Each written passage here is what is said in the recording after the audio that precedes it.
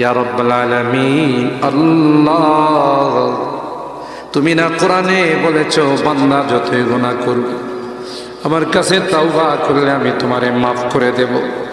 মনে বড় আশা নিয়ে আল্লাহ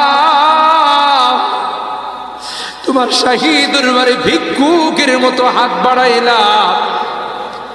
তুমি যদি ক্ষমা না করো, কে আমাদেরকে ক্ষমা করবে?